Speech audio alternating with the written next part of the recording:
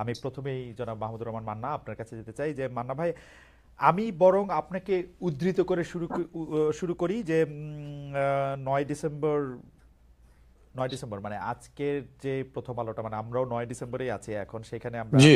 আপনার কে কোট করে আমরা দেখছি যে আপনি বলেন, কোট, আমাকে যদি জিজ্ঞেস করেন আমি সংস্কার দেখি না, সংস্কার মানে বুঝি বিষয়, সংস্কার মানে বুঝি বিষয় এবং বিষয় কিংবা বস্তুর গুণগত রূপান্তর কি হয়েছে।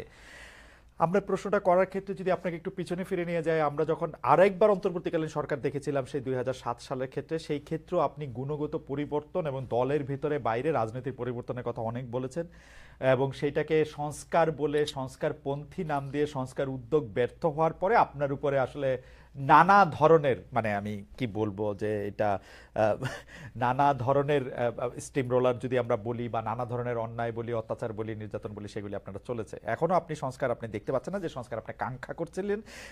এই এইটাকে আপনি আসলে কিভাবে দেখেন? মানে এই সংস্কারটা হচ্ছে না কেন, বা হলে আপনি আসলে কি দেখলে আপনি বুঝতে পারতেন, কি রূপান্তর দেখলে আপনি বুঝতে পারতেন যে এটা আসলে সংস্কার কিছুটা হচ্ছে বা পথে থাকছে? মান্না ভাই। Thank you very much. মানে অনেক অনেক অনেকগুলো বছরই তো বলবো হুম, হুম। পরে আপনার সাথে, এবং আপনার এই অনুষ্ঠানটা একদম নতুন দেখা হলো। আপনার দর্শক শ্রোতাদেরকে আমি শুভেচ্ছা জানাচ্ছি। জি। মানে বিষয়টা হলো কি, ধরেন সংস্কার তো কিছু কিছু আছে না, আপনি চাই বা না চাই ন্যাচারাল প্রসেসে হতেই থাকে। আমরা আগে এরকম করে একটা অনুষ্ঠান করার কথা চিন্তাই করতে পারতাম না, এখন তো হচ্ছে। হুম, হুম। আগে এরকম কানেক্টিভিটির কোনো বিষয় ছিল না।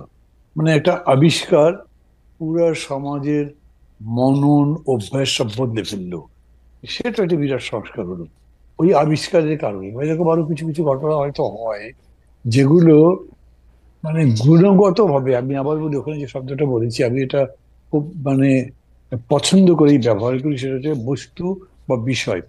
বস্তু বলতে আপনি ম্যাটার বলতে যে কোনো জিনিস বলতে পারেন, বিষয় বলতে আমি সমাজ সহ যা হুম, আছে হুম, হুম। সেগুলো বোঝাতে চাইছি।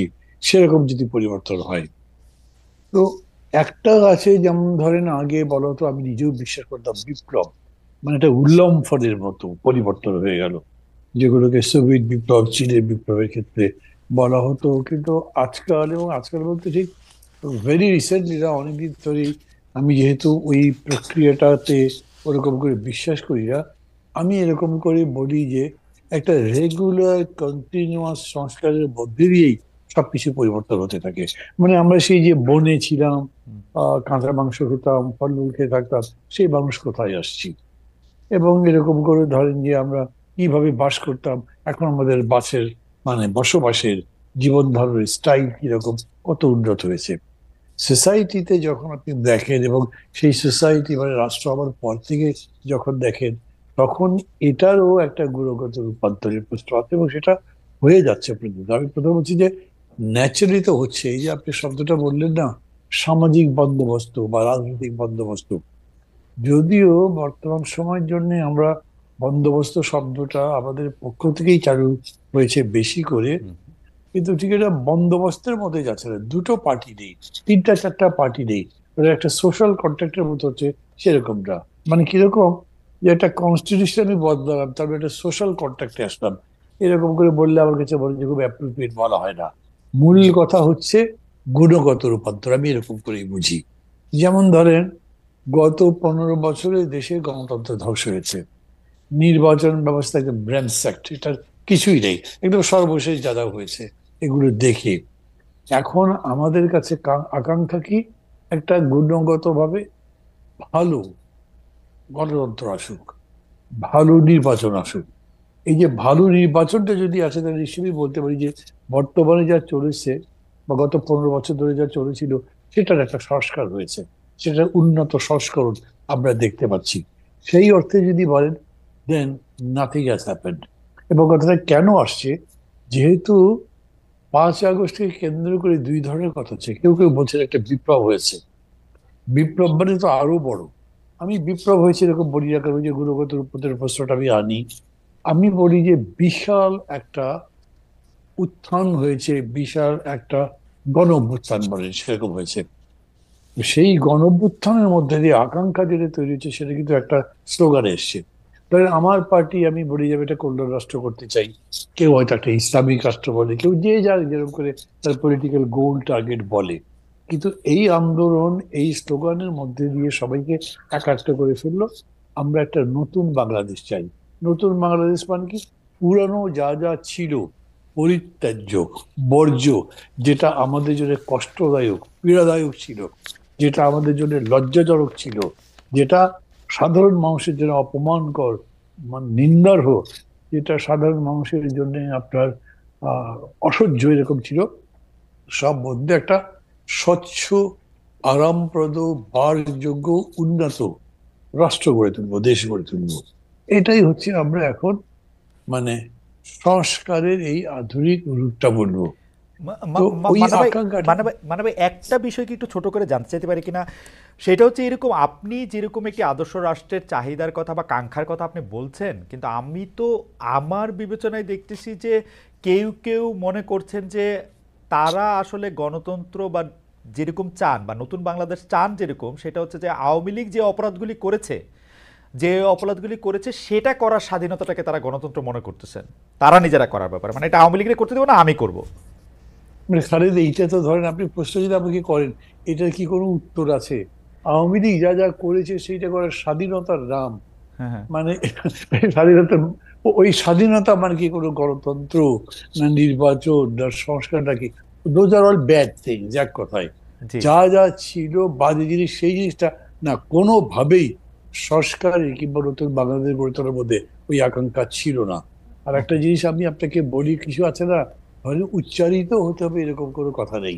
হুম, হুম, এই যে ছাত্র জনতা যেরকম করে জীবন দিল, হুম, হুম, এটার মধ্যেও একটা মাহাত্ম্য আছে না? হুম, হুম, শেখ হাসিনা ডেকে ডেকে বলছে চালাও গুলি, যত লোক মরে মরুক, আমার ক্ষমতা চাই।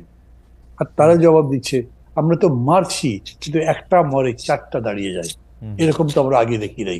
এবং খালেদ, ইনফ্যাক্ট বাংলাদেশে তাই হয়েছে। ওই যে আপনার উগান্ডার যুবকরা যেরকম বলছিল না, হুম, যে এই অপমানকর জীবনযাপন করতে করতে আমরা ক্লান্ত, এবার কিছু সাহস দেখাতে চাই। ওই সাহস তো বাংলাদেশে এখানে দেখিয়েছে। হুম, রাজনৈতিক দলগুলো যে সাহস দেখাতে পারে নাই, হুম, বিএনপি সহ আমরা সবাই মিলে কি বিশাল বিশাল সভা সমাবেশ ইত্যাদি, কিন্তু চোখে চোখ রেখে লড়াই করবার সাহস, প্রয়োজনে জীবন দেবার সাহস, যে জীবন দিয়ে আমরা জীবন নেব, জীবন কিনবো, জীবন প্রতিষ্ঠা করব, এই রকম কেউ করতে পারে? ওরা যখন করেছে, হুম, তার হুম। মানে এটার মধ্যে বিরাট একটা মাহাত্ম্য আছে। এটা আপনি যদি বুঝতে না পারেন, তাহলে আপনি এই অভ্যুত্থানের মাহাত্ম্য বা তাৎপর্যই বুঝলেন না। সেটা মানব কিন্তু আর একটা জিনিস। মানব ভাই, আপনাকে ধন্যবাদ। আমি আপনার এই জায়গা থেকে একটু ব্যারিস্টার রুমেন ফারহানার কাছে যাই, মানে ওইটা আমার না বোঝা না, মানে অনেকে যে এইটার জি জি জি ইন্টারপ্রিটেশন জি এরকম করতেছেন সেইটার জায়গা জি থেকে আমি জি একটু জি বলি। জি ব্যারিস্টার রুমেন ফারহানা, আসলে আমার কাছে মনে হয় যে 5 আগস্টের পর থেকে যারা বাংলাদেশের সবচেয়ে মানে যৌক্তিক কথা তুলে ধরছেন, তার মধ্যে ব্যারিস্টার রুমিন ফারহানা একজন। 5 আগস্টের আগে তো বটেই, কিন্তু 5 আগস্টের পরে অনেক বেশি যৌক্তিক জায়গা থেকে এটা বলছেন, এবং এর জন্য আমি দেখতে পাচ্ছি যে তিনি বিএনপির মধ্যেও অনেক সমালোচিত হচ্ছেন। তিনি মানে মানে অনেক জায়গা থেকে বলা হচ্ছে যে তিনি যথেষ্ট পরিমাণে বিএনপি আর থাকতে পারতেছেন না, অন্যদিকে চলে যাচ্ছেন। ব্যারিস্টার ফারহানা, এটা নিয়ে আপনি একটু আমাদেরকে একটু বলবেন। আর আমার মান্না ভাই যেটা বললেন যে আসলে তো বড় বড় রাজনৈতিক দলরা, মানে এটা তো আসলে বিএনপির নামে আসে, যেটা করে দেখাতে পারে নাই, ওরা মৃত্যু দিয়ে রক্ত দিয়ে এটা করে দেখিয়েছে। এখন যে আমরা অনেকে এসে বলছি যে এটার ভাগও আমাদের চাই, আমাদের এটা করতে হবে সেটা করতে হবে, সেইটাও বা আপনি কিভাবে দেখেন? সংস্কারটা আপনার কাছে আসলে কি, কোনটা দেখলে আপনি বুঝবেন? মান্না ভাই খুব চমৎকার তার জায়গা থেকে বলেছেন যে কি হলে তিনি এটি বুঝবেন যে এদিকে আগাচ্ছে। আপনার কাছে আমরা একটু শুনতে চাই। আপনাকে অসংখ্য অসংখ্য ধন্যবাদ খালেদ ভাই। আমি মনে করি যে 5ই অগস্ট এবং এর আগের 1 মাস পুরো দেশ, জাতি, রাষ্ট্র, সমাজ একটা বড় ধাক্কার মধ্যে দিয়ে গেছে। এমন একটা অভ্যুত্থান যেটা হয়তো আর ঠিক অভ্যুত্থানটি হবার 1 সপ্তাহ আগেও কেউ চিন্তা করতে পারে নাই, এবং মোটামুটি সকল রাজনৈতিক দল সহ দেশের মানুষও এক প্রকার মেনে নিয়েছিল যে 2028 সাল পর্যন্ত অ্যাটলিস্ট চোখ বন্ধ করে আওয়ামী লীগ থাকবে, এবং তারপরেও আরো 5 বছর থেকে সেটা সেই 41 পর্যন্ত গড়াবে কিনা সেটা নিয়ে নানান তর্ক বিতর্ক বা কিছু কথাবার্তা হয়তো সমাজে বা রাজনীতির মাঠে চালু ছিল। কিন্তু অ্যাটলিস্ট 28 পর্যন্ত মোটা দাগে সকলেই হাসিনাকে মেনে নিয়েছিল, কিন্তু এর মধ্যে যে হঠাৎ করে এমন একটি ধাক্কা আসবে, সেটা আজকে বুকে হাত দিয়ে সকলে যদি যার যার কাছে নিজের সৎ থেকে আয়নার সামনে দাঁড়িয়ে নিজেকে প্রশ্ন করে, আমার মনে হয় তারা তাদের উত্তরটি পেয়ে যাবে। আর যে কথাটি আপনি বলছেন যে খুব বেশি বোধহয় আর পার্টিজান থাকা যাচ্ছে না, খুব বেশি বোধহয় বিএনপি আর আমাকে মনে হচ্ছে না, তার কারণ সম্ভবত এই ধাক্কাটি না আমার মনে হয় প্রত্যেকের ভেতরেই নাড়া দিয়ে গেছে। ধরুন আমি যদি একজন ব্যক্তিগত রাজনীতিবিদের বা একজন রাজনৈতিক ক্ষুদ্র কর্মী এবং একজন আইনজীবী মানবাধিকার কর্মীর চোখ দিয়ে পুরো ঘটনাটিকে দেখি, আমার কাছে মনে হয়েছে কেবলমাত্র একটি নির্বাচন, কেবলমাত্র মন্ত্রিসভার মুখগুলোর পরিবর্তন, কিংবা কেবলমাত্র সংসদ সদস্যদের এক পালের পরিবর্তে অন্য পাল গিয়ে সংসদে বসে যাওয়ার জন্যই এই 2000 মানুষ রক্ত দেয়নি। আবু সাইদ একেবারে নির্ভীক চিত্তে একটা গুলি, তারপরে আরেকটা গুলি, এবং ধীরে ধীরে তার মাটিতে বসে পড়া, এই বিষয়গুলো আসলে না এক পাল মানুষের বদলে আরেকটা পাল মানুষের বসে যাবার জন্য হয়নি। এবং আমার কাছে মনে হয়েছে যে আমার চিন্তার জগতে যে বিরাট একটি ধাক্কা লেগেছে, এই ধাক্কাটি আসলে সকলেরই কম বেশি লেগেছে, কিন্তু এটার স্থায়িত্ব বা এটার ইম্প্যাক্ট এক একজনের জীবনে এক এক রকম হবে। ধরুন আমার কাছে মনে হয়েছে যে একটি সুষ্ঠু নির্বাচন, বাংলাদেশে যদি একটি সুষ্ঠু নির্বাচনের ধারাবাহিকতা থাকতো তাহলে কি হতো? তাহলে 2014 সালে হাইলি লাইকলি বিএনপি সরকার গঠন করত এবং শেখ হাসিনা এবং আওয়ামী লীগ বিরোধী দলে বসতো। 18তে গিয়ে হয়তো আবার তারা ক্ষমতায় যেত, 24-এ হয়তো আবার অন্য আরেকটি দল বিএনপি হয়তো ক্ষমতায় আসতো, এভাবে একটা পালা বদলের মধ্যে দিয়ে যেত। এবং পালা বদলের মধ্যে দিয়ে গেলে যে বিষয়টি হতো খালেদ, আমার কাছে মনে হয় রাষ্ট্রের যে প্রতিষ্ঠানগুলো যেগুলোকে দুমড়ে মুচড়ে ভেঙে ফেলা হয়েছে 15 বছরে, সেই প্রতিষ্ঠানগুলোকে এভাবে হয়তো ভেঙে ফেলা যেত না। আজকে যেভাবে আমরা দেখতে পাচ্ছি মসজিদের খতিব থেকে শুরু করে একেবারে পাড়ার স্কুলের হেডমাস্টার পর্যন্ত পালিয়ে যে প্রাণ বাঁচাচ্ছেন, কারণ সোশ্যাল টেক্সচারটা পুরোপুরি নষ্ট হয়ে গিয়ে একেবারে প্রান্তিক লেভেল পর্যন্ত সকলকেই এক দলের সদস্য হয়ে যেতে হচ্ছে, এই অবস্থাতে বাংলাদেশ যেত না। একটা পাওয়ারের তো একটা ব্যালেন্স থাকে, ভার্টিক্যাল এন্ড হরাইজন্টাল। ভার্টিক্যালটা হয় রাষ্ট্র, হরাইজন্টালটা হয় সমাজ, কিন্তু আমাদের এই সমাজের টেক্সচারটাকে, সমাজের বুননটাকে খুবই সিস্টেম্যাটিক্যালি হত্যা করা হয়েছে, এবং হত্যা করা হয়েছে খুবই একটা পারপাসফুলি, একটা মানে লক্ষ্যকে সামনে রেখে। লক্ষ্যটা হচ্ছে আমাকে যে কোনো মূল্যে ক্ষমতায় থাকতে হবে।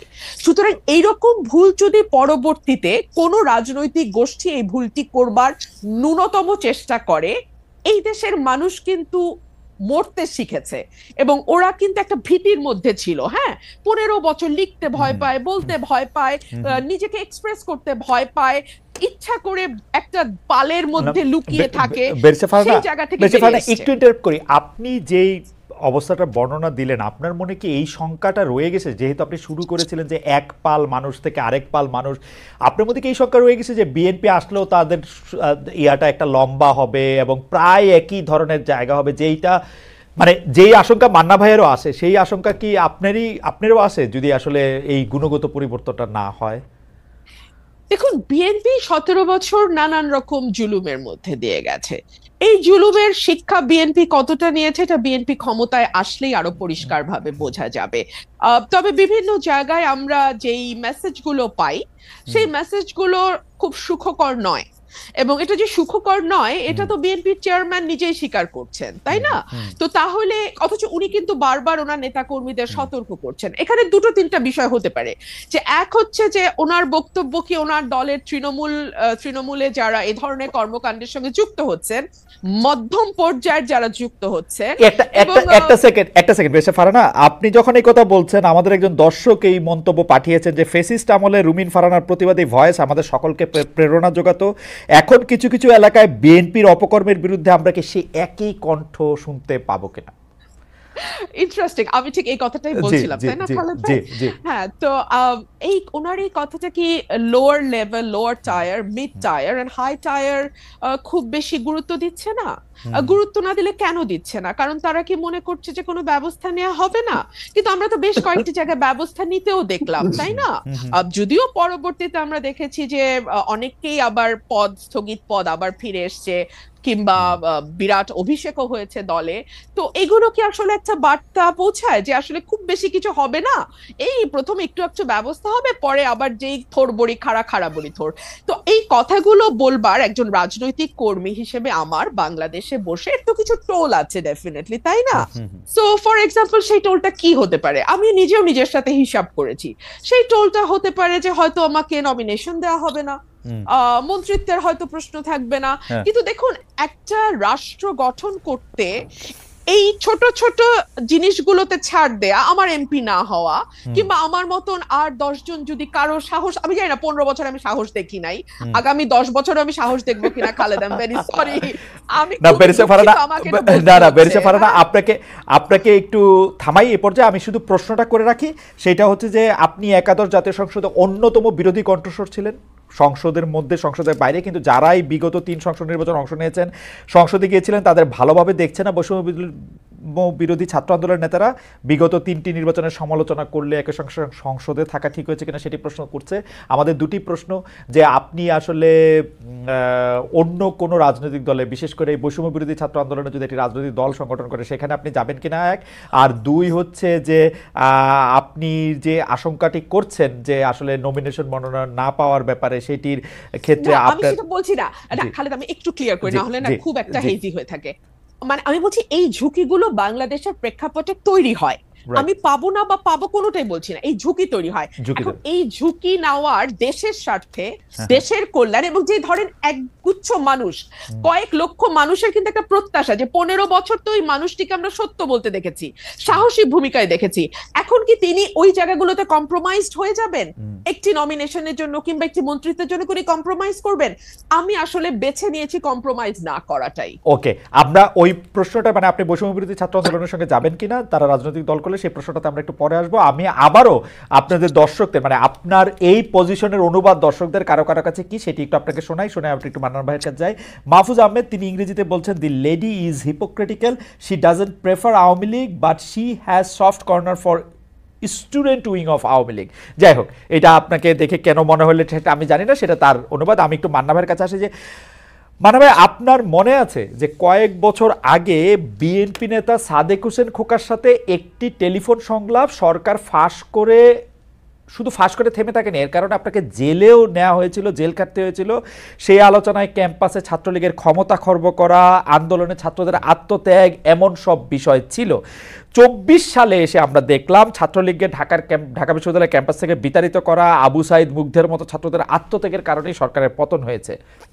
24-এর মতো একটা আন্দোলন প্রয়োজন, সেটাকে আপনি 2015 সালেই আপনি বুঝতে পেরেছিলেন কিনা, এবং সেইটা নিয়ে আপনার মধ্যে একটা তোলপাড় চলছিল কিনা? ওই রকম করে বলা ঠিক হবে না। হয় কি, ধরেন আপনি একটা সুযোগ বুঝেই নিজেকে জাহির করার জন্য কথাবার্তা বলতে থাকলেন, এগুলো আলটিমেটলি লোকজনের চোখে ধরা পড়ে। আমি ওসব কাজ করি না। আর এই হিপোক্রেসি জিনিসটা এমন নয় যে আপনি খুব চালাক, আপনি এমন করে হিপোক্রেসি করবেন যে কেউ বুঝবে না, এরকম হয় না, শেষ পর্যন্ত ধরা পড়েই। এইটা একটা স্বতঃসিদ্ধ ব্যাপার যে আপনি যখন লড়াই করবেন, যার সাথে লড়াই করছেন সে যদি ট্রিগার হ্যাপি হয়, সে যদি ব্লাড থার্স্টি হয়, তাইলে কি হবে? আপনাকে রক্ত দিতে হবে, আপনাকে গুলি খেতে হবে।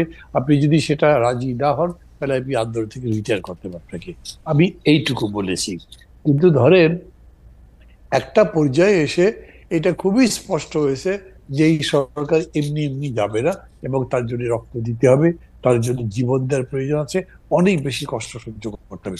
কষ্ট তো আমরা সহ্য করছি না, কিন্তু এইরকম করে অকাতরে জীবন দিতে হবে, এই ব্যাপারটা আমরা বুঝি নাই। এটা যদি আমাকে বলেন যে আমি কি এটা ইভেন ধরেন জুলাই শুরুতেও বুঝেছিলাম, তা বুঝি নাই।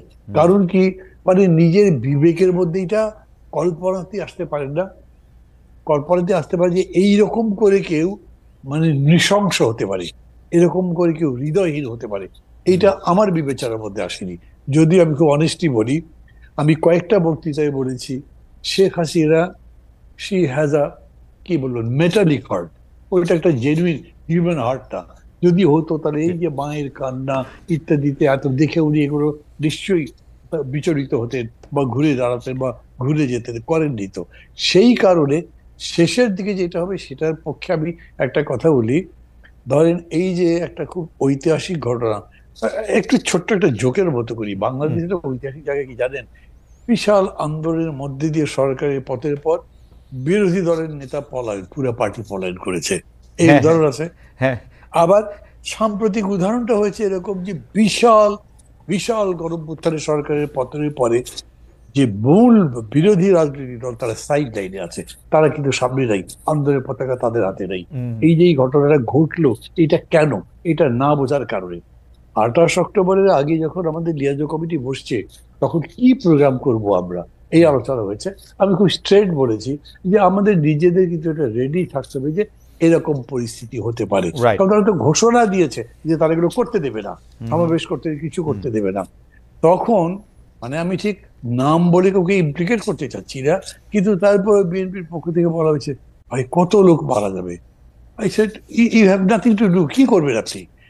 জীবন যদি যায় তো যাবে। আপনার যদি মনে থাকে যে, তাহলে আমি আপনাকে বলি যে আপনি আমার যে ক্যাসেটের কথাটা বললেন না খোকাবের সঙ্গে, জি। ওটা নিয়ে দেখতে পারেন। উনি জিজ্ঞেস করেছেন, ওই যে আমি যখন বলছি ইউনিভার্সিটি থেকে এটা করতে বেরোচ্ছে, তাহলে তো ওখানে রক্ত ঝরবে, গুলি হবে, লাশ পড়বে, তো মানুষ না, লাশ না, রক্ত ঝরবে, মানুষ পড়বে তো। হ্যাঁ। আমি বলেছি যে আপনার কিছু করার নেই, আপনাকে করতে হবে, আমি তো মারছি না, Right. তারা যদি মারে আবার তার বিরুদ্ধে দাঁড়াতে হবে। ঠিক এই কথা আমি বলছি যে আলটিমেটলি এইটা বোঝা গেছে, আপনাকে চ্যালেঞ্জটা নিতে হবে, আপনাকে পাঞ্জা লড়তে হবে, বলতে হবে আইদার ইউ অর মি, এখানে আর মাঝামাঝি কোনো জায়গা নাই। মানে ভাই আপনার জন্য প্রশ্ন হচ্ছে যে আমার প্রশ্নটা আমি একটু পরে করি, আপনি যদি চট করে, আপনার জন্য প্রশ্ন হচ্ছে যে আপনি জানেন যে হাইকোর্টের একটা অর্ডারে বলা হয়েছে যে জয় বাংলা বলার এখন আর কোনো বাধ্যবাধকতা নেই, যেটা সরকার বাধ্য করেছিল যে জয় বাংলাই হচ্ছে একটা স্লোগান। হাইকোর্ট অর্ডারটা আমি যেরকম বুঝেছি যে এটার বাধ্যবাধকতা নেই, যার ইচ্ছা সে দিবে, যার ইচ্ছা সে দিবে না, ব্যাপারটা এরকমই মনে হচ্ছে। আপনি এটাকে কিভাবে দেখেন যে এটা নিয়ে আসলে লোকজন আপনাকে প্রশ্ন করছেন? মানে প্রথম কথা হচ্ছে, ধরেন না কেউ আমাকে প্রশ্ন করে এটা দেশে ওই জয় বাংলার না না পক্ষে না, বলার মধ্যে আমাদের এখানে যখন তারা মানে জি। যুক্ত হচ্ছে তারা আচ্ছা, প্রশ্ন করছে। হ্যাঁ, তো আমি বলছি যে ধরেন এইসব কথার বা এগুলো অর্ডারের বা রায়ের যে লিগ্যাল ইমপ্লিকেশন, এটার মধ্যে আমি বলতে চাই না, বিকজ আমি ওটা বুঝি কম। কিন্তু আমি অলওয়েজ এই ধরনের অর্ডার পলিটিক্যাল মিনিংটা বুঝতে চাই। পলিটিক্যাল মিনিং যদি বলেন, তাহলে কোনো সময়ের জন্যই কোনো স্লোগান আমার জন্য বাধ্যবাধকতা হতে পারে না। ওকে, এখন ধরেন জাতি রাজি হলো, তারপরেও কোর্ট রাইজে সবাই মেনে নিল, কিন্তু আমার কাছে সেই স্লোগানটা পছন্দ নাও হতে পারে, আপনি তো আমার জোর করে চাপিয়ে দিতে পারেন না। ডেমোক্রেসি এরকম নয়, it is just the rule of majority, তার ওপিনিয়ন যাতে বলে তার ভিত্তিতে হয়। It is also right for the minority to express, যে তারা যাতে তাদের কথা বলতে পারে, তারা বলবে যে আমি ঠিক মনে করছি না। ওকে, ফেয়ার এনাফ। আমি আপনাকে যে প্রশ্নটি করতে চেয়েছিলাম যে আপনি বলেছেন যে মানে বাংলাদেশে অনেক ফানি জিনিস হয়েছে, যে বিরোধী দলের নেতাকে আসলে আত্মগোপন করতে হয়েছে গণ অভ্যুত্থানের মুখে, যেটা মানে যেটা আসলেই ফানি, মানে যতবার আমার মনে হয় ততবারই আমার কাছে হাসি পায়।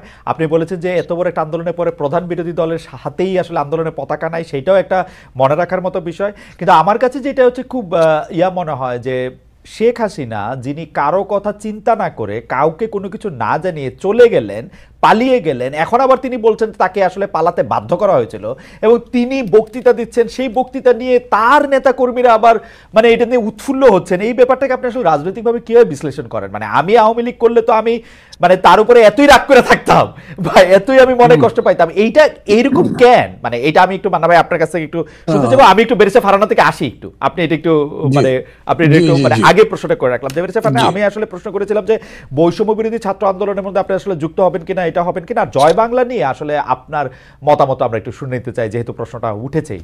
আপনি একটু বলবেন যে হাইকোর্ট বলেছে যে এটার না, আমি আসলে কোনো দলে যাওয়ার কথা কল্পনাও করছি না, এটা আমার কোনো চিন্তার মধ্যেও নাই।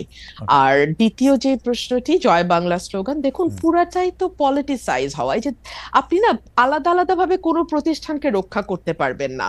আপনি যখন সকল কিছুকে একত্র করবেন একটি বিশেষ লক্ষ্যে, তখন আপনি পিসমিল বেসিস, আচ্ছা জুডিশিয়ারিটা ঠিক রাখি, কিংবা আচ্ছা থাক আমি প্রশাসনটাকে ঠিক রাখি, ইট ইজ ইম্পসিবল খালেদ ভাই।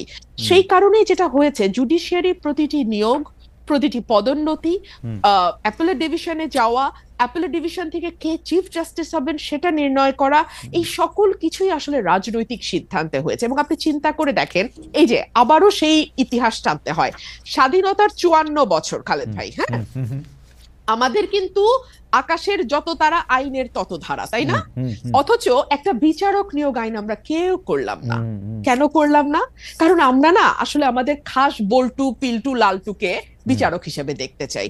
এবং আমি চাই যে যখন আমি ক্ষমতায় আসব তখন আমার যা যা মামলা যেভাবে হলে আমার সুবিধা হয়, রায়গুলো শেষে ভাবে হবে। হ্যাঁ, হাসিনা একেবারে নগ্ন ভাবে করেছে বলে না, আমাদের কাছে একেবারে চোখে মনে হয় যেন খুব বেশি আমাদের চোখে লেগেছে। কিন্তু বেরিসা ফারহানা, আপনি যতবার এই কথা বলেছেন ততবারই আপনাকে এই কথা শুনতে হয়েছে না যে বিএনপি কি তার আগের আমলে করে নাই? আপনি যাদের লালটু পল্টু ঝন্টু মন্টুর কথা বলেছেন, যতবার বলেছেন ততবার তো আপনাকে একই প্রশ্ন বলতে হয়েছে যে বিএনপি কে এটা করে নাই কিনা। নিশ্চয়ই শুনতে হয়েছে, এবং সে কারণে কিন্তু আমি এই পরের লাইনটা যুক্ত করলাম যে হাসিনা যত নগ্ন ভাবে করেছে, কারণ সে সময় পেয়েছে বেশি, তাকে ক্ষমতায় থাকতে হয়েছে ভোট ছাড়া, তার কাছে পাওয়ার হারানো মানে জীবন হারানোর মতো। সুতরাং তার কাছে যেটা মানে তাকে যেভাবে সকল কিছু ভীষণভাবে ব্যবহার করতে হয়েছে, অন্য গভর্নমেন্টকে ততটা সুযোগও তারা পায় নাই এবং ততটা তাদের ব্যবহারও করতে হয় না। সেই জায়গাটাতে কিছুটা ডিফারেন্স আছে, মাত্রাগত পার্থক্য, let's put it in this way, মাত্রাগত পার্থক্য। হ্যাঁ, সে কারণে আমরা দেখছি যে বাংলাদেশে জাতীয় স্লোগান কি হবে এটাও হাইকোর্ট নির্ধারণ করে। একটা পলিটিক্যাল কোয়েশ্চেন, বাংলাদেশে নির্বাচন কিভাবে হবে, for God sake it's a political question Khaled ভাই, তাই না? মানে আপনি যেই দলই করেন, যেই মতই করেন, কিংবা আপনি যাই হন না কেন, আপনি যদি সুস্থ মানুষ হন আপনি যা বুঝবেন যে এটা পলিটিক্যাল কোয়েশ্চেন। কিন্তু এইটাও আমরা না হাইকোর্ট বা অ্যাপেলেট ডিভিশন থেকে এটা করায় নিব।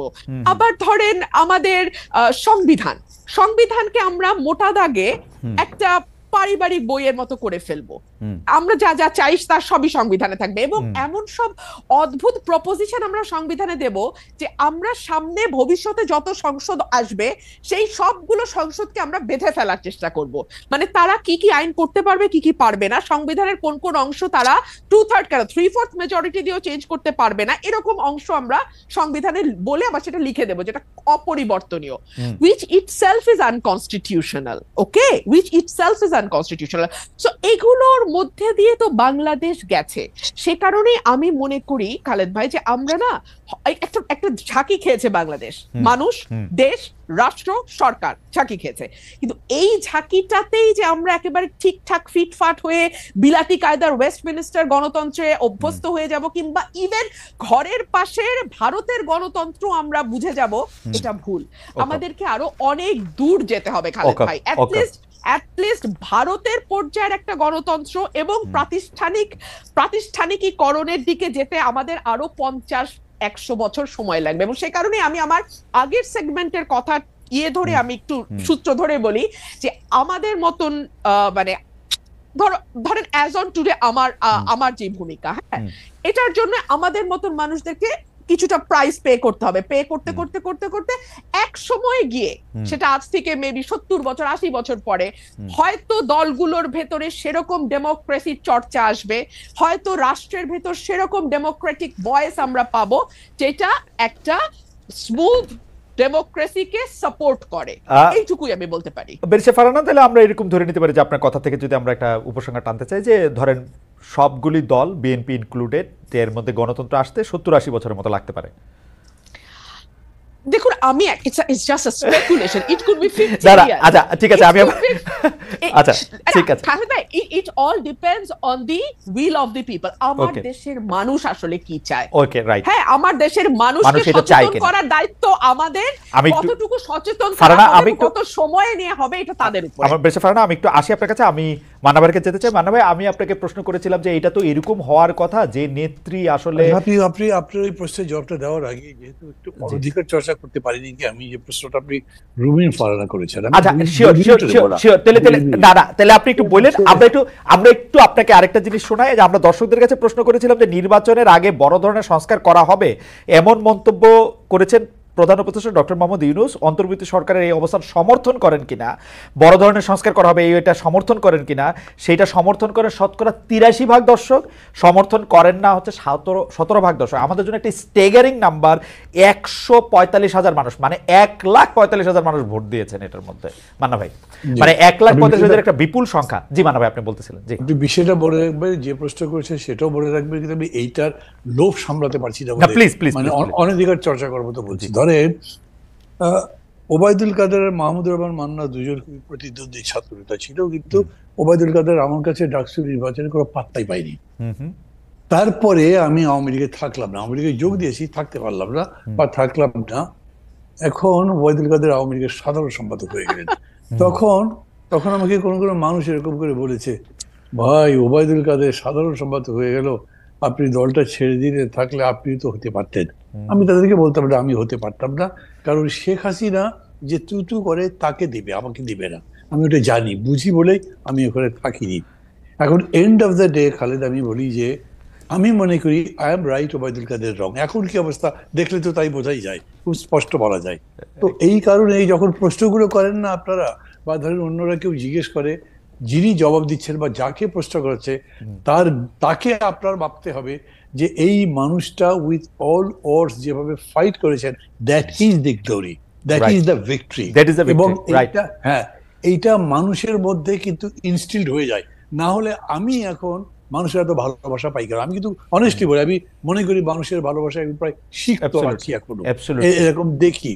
তো সেই কারণে আমি মনে করি যে আমি আমার কথা বলতে পারি মান্না ভাই, আমি যতদিন ধরে এই মানে বিশ্ববিদ্যালয়ে ভর্তি হওয়ার পর থেকে আমি আপনাকে চিনি, আমি আমার কথা বলতে পারি যে আমার সম্মান আপনার জন্য আমার সম্মান, মানে এইটার সাথে আমি জনাব ওবায়দুল কাদেরের তুলনাই করতে চাই না। মানে এটা এক পংক্তিতেই জীবনে বসবে না। সেটা আমি আগেও আপনাকে বলেছি, ওবায়দুল কাদের সাহেব যখন সাধারণ সম্পাদক ছিলেন, মন্ত্রী ছিলেন, বিরাট বড় কিছু ছিলেন, তখনও বলেছি সামনাসামনি। মানে এটার কোনো একটা তুলনাই হইতে পারে না, মানে এটা তুলনীয়ই না। আপনি যদি মনে পড়ে গেল উদাহরণটা, সেই জন্য এটা বললাম। এই জন্য আমি মনে করি যে এটা রুল খানকে জিজ্ঞেস করার দরকারই নাই, সে যেটা করছে করতে থাকবে, টাইম উইল পে হার, এটা আমি মনে করি। যাই হোক, আমি আপনার প্রশ্ন আসি। একটা জিনিস বলি, মানুষ খুব জটিল জিনিস। আমি এটা অনেক চিন্তা করেছি, লোকদের সাথে কথাবার্তা বলতাম, মানুষ জটিল কেন? কারণ সবচেয়ে জটিল ম্যাটার হচ্ছে ব্রেন। এবং বলে যে একটা ম্যাটার যত জটিল হবে, যত কমপ্লেক্স হবে, তার মানে সেটা তত ডেভেলপ। যে কোনো ডেভেলপ জিনিসই কিন্তু জটিল, খুব ইজি বোঝা যায় না, বুঝে গেলে ইজি। তো মানুষের এত জটিলতার মধ্যে, ধরেন আপনাকে আমি যদি প্রশ্ন করি, আদম হাওয়া খুব আরামে ছিলেন, বেহেশতে ছিলেন, কে কামড়ালো, কোন পোকা কামড়ালো তোমাকে যে ওই গন্ধম ফলটা খেতে হবে? তার জন্য বেহেশত থেকে ফেলে দিল পৃথিবীর মধ্যে, করলো তো। আমাদের এত বড় সম্মানের একটা জায়গার একজন মানুষ, আমাদের ধর্মগ্রন্থ যে বিশ্বাস অনুযায়ী তিনি করলেন, মানুষকে এইখানে বোঝা মুশকিল। এরকম বহু জায়গা আছে মানুষের বিহেভিয়ার বোঝা যায় না। আমার নিজের কাছেও মনে হয় যে আমি যদি আওয়ামী লীগ থেকে চলে আসতে পারি, তো বাকি লোকগুলো, লাইক আমি নাম বলছি না, আমার সাথে বড় বড় সিনিয়র নেতা যারা আছেন, কোন সম্মান নিয়ে কোন মান নিয়ে তারা আছেন। আমার তো তাদের সাথে প্রায়ই কথা হতো, সবাই প্রায় কান্ত কথা বলতে বলতে, এই শেখ হাসিনা এই অপমান করেছে, উনি সম্মান করে না, ওই অমুককে এটা দিল, এইরকম রেগুলার। আমি তাদের বলি, ভাই এত কথা বলেন, তারপর ওর সাথে আছেন কেন? এখনো রুমেন এখানে আছে, তারপর আমি মনে করি সে বাইন্ড করে কিছু নেই। বিএনপির অনেক এরকম বলে বিভিন্ন ব্যাপারে, দল করেন কেন এটা?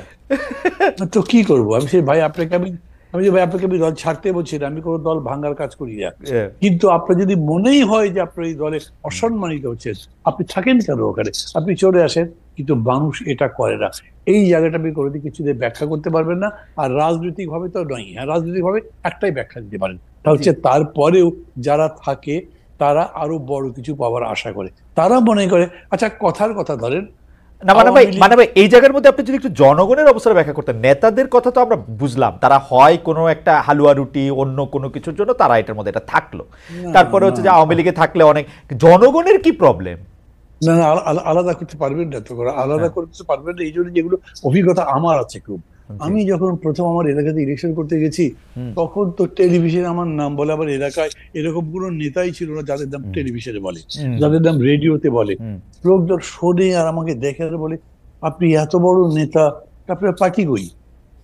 পার্টির নাম কি? ডাব বই, এই নাম তো শুনি যাই। হ্যাঁ, তো ঠিক দেখেন, মানুষ আমাকে প্রশ্ন করেছে, আপনাকে যদি আমরা ভোট দিই, আপনি যদি জেতেন, আপনি তো সরকার করতে পারবেন না, তাহলে আপনি আবার কাজ করবেন কেমনে? তার মানে মানুষের মধ্যে পার্লামেন্টারি ডেমোক্রেসির ওই ফর্মেটে তার কাছে আছে যে মানুষ একজন জিতলেই হবে না, তার মেজরিটি পার্টি মেম্বার জিততে হবে, তবে সে সরকার করতে পারবে, না হলে ইন্ডিভিজুয়াল একটাকে চয়েস করার লাভ কি হবে? মানুষ এটা ভাবে। এই জন্যে ডেফিনেটলি আপনার পার্লামেন্ট, বুর্জোয়া পার্লামেন্টারি ডেমোক্রেসিতে it is a rule of the party. ওই পার্টি না করতে বলে তো হবে না।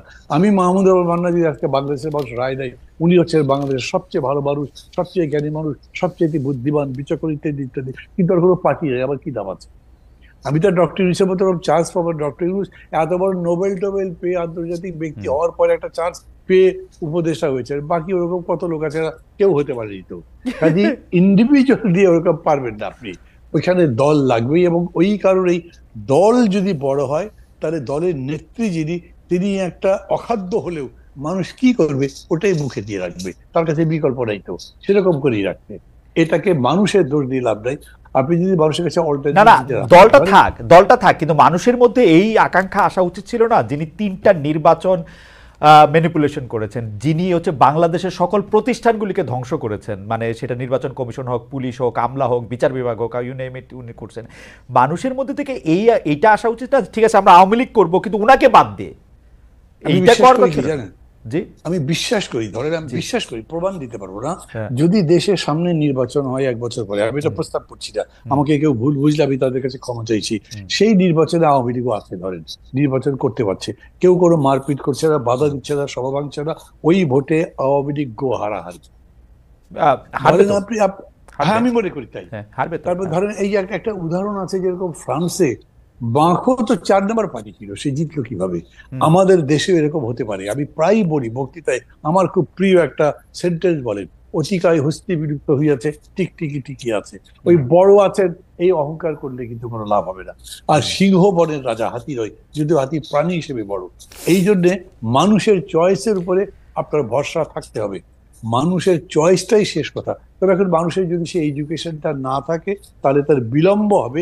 ওই যে রুমিন বলছে না, যেটা হয়তো 20-25 বছর লাগবে, আমি বছর মানে সংখ্যা দিয়ে বলবো না, কিন্তু মানুষের সময় লাগবে। কিন্তু আমার কাছে খুবই বিশ্বাস করবো, আমি মনে করি আপনি খেয়াল করেছেন, এগেইন এখন পর্যন্ত BNP is the biggest party, BNP হলো সবচেয়ে জনপ্রিয় দল, কিন্তু এই বিএনপি 5 আগস্টের ক্ষমতা পরিবর্তন একদম অব্যবহিত পরেই যখন পার্টি অফিসের সামনে বিশাল সমাবেশ করে বললো 3 মাসের মধ্যে নির্বাচন দেন, তখন সমস্ত মানুষ বিরোধিতা করেছে, বলেছে রক্তের দাগি শুকিয়ে কিভাবে নির্বাচন। কিন্তু মানা ভাই, আপনি যদি এখন কান পাতেন আপনি কিন্তু শুনবেন যে সব মানুষ এখন নির্বাচন চাচ্ছে, কারণ ডক্টর ইউনূস সরকার মানে অনেক জায়গা থেকেই আসলে সিদ্ধান্তই নিতে পারতেছেন। আপনি যদি অর্থনীতির সূচকগুলি দেখেন, বলতেছে যে আমলারা, আপনি কোনো কার্ভের মধ্যে তো আপনি কোনো মানে পরিবর্তন দেখবেন না, এবং এটা তো ওইটা আপনার লাস্ট প্রশ্ন ছিল, তার জবাবটা আমি দেবো। আমি যতখানি পারি ততখানি বলবো। তার আগে এই কথাটা বলিনি, আজকে যদি মানুষের কাছে অল্টারনেটিভ থাকতো না তাহলে কিন্তু এটা হতো।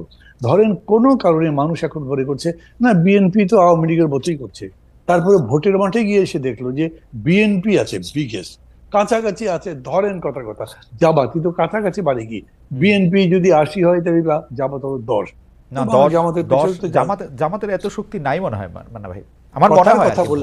কথার কথা বললাম, 80 আর 10 বলছি তো, এইটাতেও মানুষ আর জামাতের কাছে যাবে, বিএনপির কাছে যাবে যদি সে বিএনপির ব্যাপারে ক্রিটিক, কারণ আর কিছু নাই না। কিন্তু এইখানে কিন্তু মান্না ভাই, আপনার কাছে মনে হয় না যে এই যে বিকল্প নাই করতে করতে শেখ হাসিনার দলও শেখ হাসিনাকে রাইখা দিল 15 বছর 20 বছর, পারলে 2041 রুমিন বলছে 2041 পর্যন্ত রাখতো, কারণ তারা এরকমই ভাবতো নিজেদেরকে।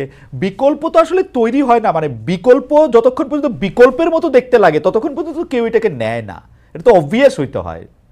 এটা হবে মানে এখন যদি ওরকম করে বলেন তাহলে আমি আমার নিজের কথা বলতে, আমি তো বিকল্প করবার জন্যই আজকে 13-14 বছর ধরে চেষ্টা করছি, আমি বিকল্প হতে পারিনি, কিন্তু মানুষের কাছে আমি অ্যাজ অ্যান ইন্ডিভিজুয়াল একটা অল্টারনেটিভ আমি মনে করি। আমার দল হয়নি, ওকে, আমিও দল যদি হতো তো হয়ে যেত।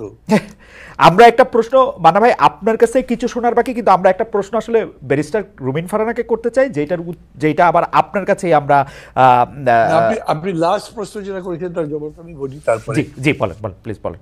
প্রশ্নটা কি করেছেন আবার বলেন? বলেছিলেন যে গভর্নমেন্ট পারছে না পুরোটা, কি একটা প্রশ্ন? রাইট, হ্যাঁ, গভর্নমেন্ট তো আসলে কোনো জায়গা থেকেই আমরা মানে যেটাকে কাজ করা বলে, মানে আমি তো বলতে চাই যে গভর্নমেন্টের এই মুহূর্তে ইলেকশন দেওয়া উচিত। এই মুহূর্তে বিএনপিকে আপনি যেটা বলেছেন যে আপনি ওই যে পার্সেন্টেজ দেখিয়ে বললেন না, পার্সেন্টেজ থেকে এই যে নির্বাচন আগে যে সংস্কার করা হবে, ডক্টর ইউনূস এই মন্তব্য করছেন, অন্তর্বর্তী সরকারের মানে অবস্থান সমর্থন করেন কিনা এটা আমরা প্রশ্ন করেছিলাম দর্শকদের। একদিনের মধ্যে সেই দর্শকরা 1,45,000 ভোট দিয়েছেন, শতকরা 83% মনে করেন যে সংস্কার করতে পারা উচিত। শুনেছি। আমি আপনাকে বলি, এটা আমি এবারে ব্যক্তিগতভাবে উপদেষ্টাকে বলেছিলাম, আর কাউকে ওপেনলি বলবো তা মনে করিনি, কিন্তু আপনার প্রসঙ্গ আসতে পারে আমি বলে ফেলছি সেটা। আমি তাকে বললাম যে ভাই, আপনাদের আসলে কিন্তু আমি পছন্দ করি না, কিন্তু এই কথা আমি আবার কাউকে বলিও না। মানে এটা বলি যদি, তাহলে এটা আওয়ামী লীগের কাছে চলে যায়, এই জন্য বলছি না। এইখানে একটা সমস্যা হয়েছে। আমি ওই যে বললাম, আপনি একটা প্রথম উদ্ধৃতি দিয়ে বললেন না যে আমি বলেছি যে না এটা ইয়া হয় না, এর আগে আরেকদিন আরেকটা ইয়েতে বলেছিল, আপনি জিজ্ঞেস করেছে যে কত পার্সেন্ট কাজ করেছে, আমি বলছি ম্যাক্সিমাম বলে 40% হবে, এর বেশি করতে পারিনি। এখন হলো ধরেন ইলেকশন করবার জন্য যে মিনিমাম দরকার একটা জনবান্ধব পুলিশ, অন্তত ডেমোক্রেসি, ভোট হোক এরকম একটা চাই মতো পুলিশ, সেটা বিউরোক্রেসি, সেটা ইলেকশন কমিশন, কিচ্ছু নাই। কিন্তু যে 1,94 বা যাই ভোট দিয়েছে, এরা সবাই এই বিষয়গুলো ক্ষতি দেখে। কিন্তু আমি আপনাকে একটা কথা বলি, আমি একটা ছোট মুখে বড় কথা বলি, এইটা এই সরকার 4 মাসে পারে নাই, এটা 14 মাসেও পারবে না। এই পুলিশ এমনই থাকবে, নির্বাচন কমিশন এমনই থাকবে, এটা আমার নিজেরও এখন মনে হয়, আবার এখনো মনে হয়। সেই জন্যই আমি যে মানুষ জোটের মধ্যে ফাইট করেছি, ম্যাক্সিমাম টাইম দিতে হবে ইন্টারিম গভর্নমেন্টকে, যাতে তারা সংস্কার করে আছে। সেই আমি এখন বলছি 1.5 বছর 2 বছরের মধ্যে কমপ্লিট করে ভোট দেওয়া উচিত, না হলে বেশি দিন থেকে গভর্নমেন্ট আনপপুলার হয়ে যাবে, তখন একটা বিতিকিচ্ছির কাণ্ড হয়ে যাবে। করাই উচিত অলরেডি, সেটা হয়েছে। মান্না ভাই ধন্যবাদ আপনাকে। আমি একটু বেরিসা ফারহানাকে যে প্রশ্নটা করতে চাই, সেটা বেরিসা ফারহানাকে শুনে আমি একটু মান্না ভাইকে একই প্রশ্নের প্রেক্ষিতে শুনতে চাই, যে ঘটনাটা একটু পুরনো। সেটা হচ্ছে রাষ্ট্রপতি শাহাবুদ্দিন চুপ্পু পদে টিকে গেলেন বিএনপির কারণে। আমরা এটা দেখেছি, জুলাই আন্দোলনে পালিয়ে যাওয়া আওয়ামী লীগও বিএনপির ইচ্ছা না থাকায় নিষিদ্ধ হচ্ছে না। খোদ প্রধান উপদেষ্টা মিডিয়ায় সাক্ষাৎকার দিয়ে কথা বলেছেন। কিন্তু আওয়ামী লীগ পালিয়ে প্রবাসী, তারা যুক্তরাজ্য জাপানে রাজনৈতিক সভা করছে, সেখানে শেখ হাসিনা অডিওতে বক্তব্য দিচ্ছেন। প্রবাসে সক্রিয় আওয়ামী লীগকে কি দেশে সুযোগ দেওয়া উচিত নাকি অনুচিত? আপনার অবস্থানটা আমি একটু শুনতে চাই, এবং একইভাবে মান্না ভাইয়ের অবস্থানটা আমি শুনতে চাই। যে মানে আমরা নেতা বা জনগণের পার্সপেক্টিভটা শুনলাম, আপনাদের পার্সপেক্টিভ একটু শুনতে চাই। বেরিসা ফারহানা, আমি কি আগের আলোচনা থেকে প্লিজ প্লিজ। আচ্ছা, দেখুন, বাংলাদেশের পলিটিক্যাল যে সিস্টেম, তাতে পার্লামেন্টারিয়ান কারা হবেন বা পার্লামেন্টারিয়ানদের কাজটা কি, একজন সংসদ সদস্যের কাজ কি, এটা কিন্তু দেশের মানুষ খুব পরিষ্কার না। তারা মনে করে সংসদ সদস্যের কাজ হলো ব্রিজ, কালভার্ট, রোড নির্মাণ করা, এবং এটা নির্মাণ করতে গিয়ে তাকে সরকারের একেবারে সাথের লোক হতে হবে, তাহলেই তার পক্ষে সহজ হবে এই প্রকল্পগুলো পাশ করিয়ে নিয়ে আসা। এবং যারা সংসদ সদস্য হন তারাও বিশ্বাস করেন তাদের কাজ হলো এই ব্রিজ, রোড, কালভার্ট নির্মাণ করা, এবং এই নির্মাণ থেকে 10%, 15%, 20% তাদের পকেটে নেওয়া। এটা হচ্ছে একটা মিউচুয়াল আনরিটেন এগ্রিমেন্টের মতন, হ্যাঁ, জেন্টলম্যান এগ্রিমেন্ট। কিন্তু আসলে তো একজন সংসদ সদস্যের কাজ সেটা নয়। একজন সংসদ সদস্যের কাজ পলিসি মেক করা, একজন সংসদ সদস্যের কাজ আইন প্রণয়ন করা, একজন সংসদ সদস্যের কাজ সরকারকে জবাবদিহিতার মধ্যে আনা। দেখুন, সংসদের 70 অনুচ্ছেদ সংবিধানের, আমরা যে এটা নিয়ে এত লাফালাফি করছি, আচ্ছা, সংবিধানের 70 অনুচ্ছেদে অনুযায়ী আপনি দলের বিপক্ষে ভোট দিতে পারবেন না। আপনি কি 54 বছরে দলের সমালোচনা করে কোন সংসদ সদস্যকে সংসদে দাঁড়িয়ে বক্তব্য দিতে শুনেছেন? না। কিন্তু বেরিসা ফারহানা, আপনারা তো সংসদের বাইরে ছিলেন 15 বছর, আপনাদের তো আর 70 অনুচ্ছেদ ছিল না। আমরা কি দেখেছি আপনারা দলের সমালোচনা করে পল্টন ময়দানে বক্তৃতা দিয়েছেন? আপনি পল্টন ময়দানে তো 70 অনুচ্ছেদ নাই। আমরা পল্টন ময়দানে বক্তৃতা দেই নাই। আমরা এতই মাইরের উপরে ছিলাম, আমি আমার ব্যক্তিগতটা বলতে পারি, যে আমি ওই মাইরের বর্ণনা দিতে দিতে, আর যাকে আনা হতো আমার সাথে, সে ওই মারকে ডিফেন্ড করতে করতে এমন একটা জায়গায় নিয়ে যাইতো যে কনস্ট্রাকটিভ আলোচনার জায়গাটাই তো ছিল না। আপনি বলেন তো, সাংবাদিক হিসেবে খালেদ মহিউদ্দিন, গত 15 বছরে, হ্যাঁ, যদি 2 দল নিয়ে এসে বসছেন, কোন কনস্ট্রাকটিভ আলোচনা সেই অর্থে গঠনমূলক আপনারা কি করতে পারছেন খালেদ ভাই? ছিল না, ওই পরিবেশ ছিল না, এটা বইলা তো লাভ নাই। তো এখনই বা কত গঠনমূলক আলোচনা হয় এই প্রশ্নও তো আমি বলতে পারি, আমি তো তবু কিছু কথা বলি ভাই। হ্যাঁ, এর বাইরে তো আমি আর কাউরে কোনো কথাও বলতে শুনি না। এই অভ্যুত্থানটা হইছে এক পালের জায়গায় আরেক, বিষয়টা তো তা না রে ভাই। রাইট, ব্যারিস্টার ফারহানা, আপনি যদি ওইটা একটু বলতেন যে শেখ হাসিনা যে অডিওতে বক্তব্য দিতেছেন প্রবাসী বিভিন্ন জায়গায়, ওইটা দিয়ে যদি একটু মন্তব্য করতেন। জি, ওইটা নিয়ে আমার মন্তব্য খুব পরিষ্কার। আমরা শুরুতেই শুনলাম যে শেখ হাসিনা দেশ থেকে পালিয়ে গেছে। পালাতে দিল কারা? এক, কেন তাকে, আমি জানি সেনাবাহিনীর সাহায্য নিয়ে তিনি বিমানে করে পালিয়ে গেছেন দেশ থেকে, সেনাবাহিনী তাকে তার হেফাজতে নিতে পারতো কিনা এই প্রশ্ন আমি রাখি। কারণ তিনি তো আসলে প্রত্যক্ষ এবং পরোক্ষ ভাবে 2000 হত্যাকাণ্ড, 25,000 মানে কি বলে অ্যাসল্ট এবং প্রায় 1,500 মানুষের চোখ হারানোর সঙ্গে সম্পৃক্ত, তাই না? দুর্নীতি সরিয়ে রাখি। দুই হলো 800 সামথিং এর একটা তালিকা নাকি ছিল সেনাবাহিনীর কাছে যারা তাদের হেফাজতে ছিল। সেই তালিকায় কাদের নাম ছিল এখন পর্যন্ত আমরা জানি না। তারা দেশ থেকে পালালো কি করে বা আদৌ পালিয়েছে কিনা তাও আমরা জানি না।